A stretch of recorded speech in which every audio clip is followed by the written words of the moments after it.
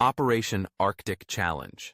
As the geopolitical landscape in the Arctic began to shift due to climate change, new trade routes, and increased Russian military activity, NATO recognized that the high north was no longer a frozen frontier. It was a strategic flashpoint.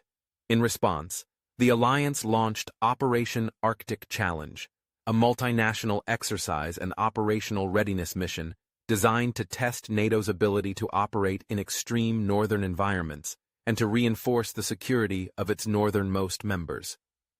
Held primarily in Norway, Sweden, and Finland, later joined by other NATO members and close partners, Operation Arctic Challenge became one of Europe's largest Air Force exercises.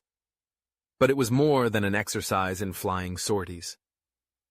It was a rehearsal for conflict under some of the most demanding conditions on Earth: sub-zero temperatures, unpredictable winds, rugged mountains, and minimal daylight.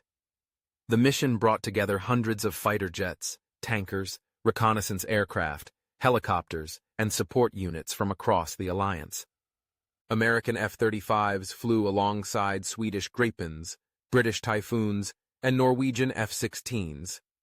Their tasks ranged from air-to-air combat drills and live-fire exercises to joint target acquisition, electronic warfare, and real-time command and control coordination.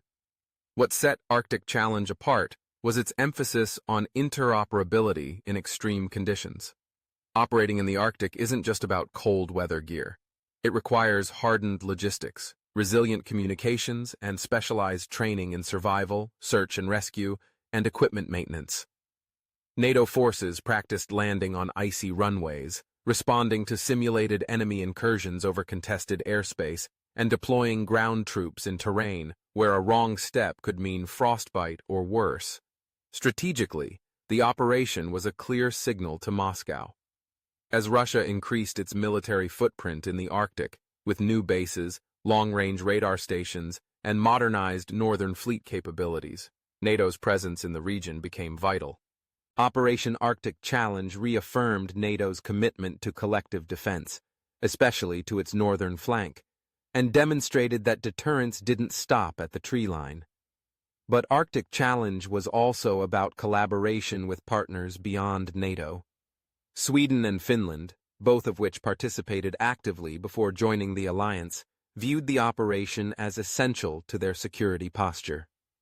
The exercises built trust and ensured that when a crisis comes, even in the frozen expanse of the Arctic Circle, these forces could fight as one. Beyond defense, the operation supported broader missions, such as securing maritime traffic in the Barents Sea, protecting critical undersea infrastructure, and preparing for humanitarian crises caused by ice melt and extreme weather. The melting Arctic isn't just creating new battlegrounds. It's revealing new vulnerabilities, from oil and gas competition to territorial claims. Arctic Challenge became a proving ground for NATO to respond to all of them.